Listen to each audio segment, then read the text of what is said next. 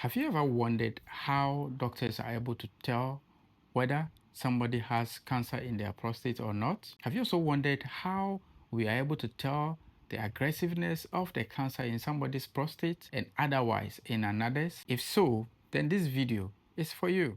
Welcome to Ask the Oncologist. I am Dr. Stephen Bachi. Before anybody can have treatment for prostate cancer, they have to go through a diagnosis. And the surest way to be able to tell that somebody has cancer in their prostate or not is by conducting a biopsy. There are very modern imaging modalities, but with all of the advancements in imaging modalities, none of them can conclusively say that somebody has cancer in their prostate except the individual goes through a biopsy. During a biopsy, your doctor will use a true cut biopsy needle with the assistance of an ultrasound scan or an MRI scan and take representative tissues from your prostate gland. These tissues are sent to the pathologist, they are processed, and then they are examined under a microscope.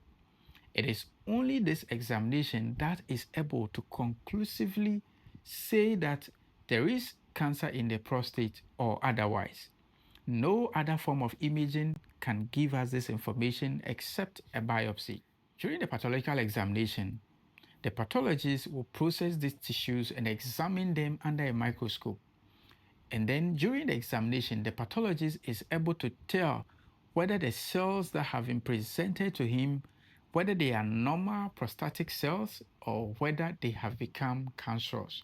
That is the first step. The pathologist will have to determine the type of cancer cells that he's seeing in the tissues of the prostate that have been presented to him. The next step involves the pathologist telling us about the aggressiveness of the cancer cells. The way to tell about the aggressiveness of the cancer cells is by using a scoring system that we call the Gleason score. In the 1960s, an American pathologist known as Gleason came up with the Gleason score. During the Gleason scoring, the pathologist examines the cancer cells and looks at how close they are to the normal prostate cells. He looks at the different groups of cancer cells, and then the most dominant group of cancer cells or the highest volume of cancer cells that look alike are assigned a number. This volume of cancer cells, we call them the primary group of cancer cells. He also looks at the second dominant group of cancer cells and assigns them another number. These we call the secondary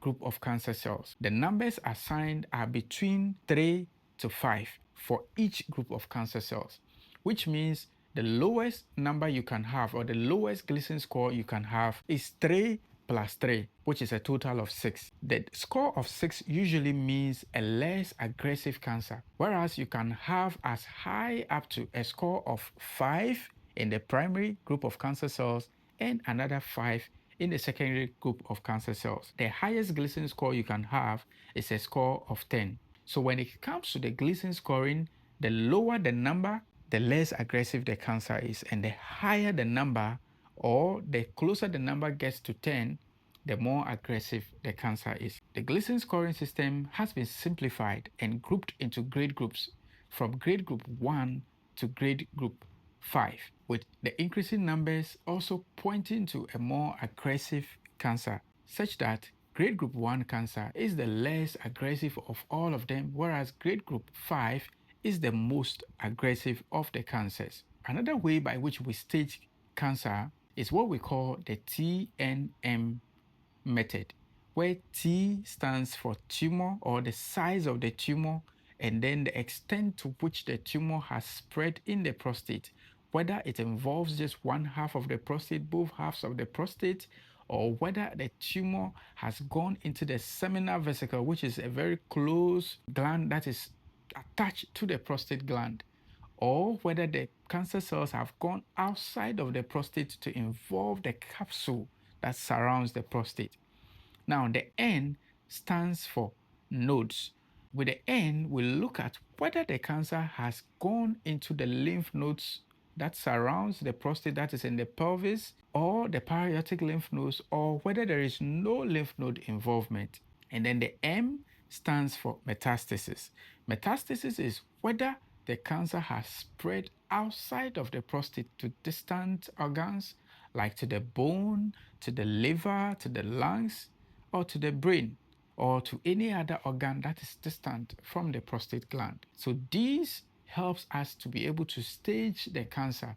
And then this staging helps in determining the type of management that the individual would need to manage or to treat their cancer. So to help to stage the cancer, there are other imaging modalities that your doctor may request.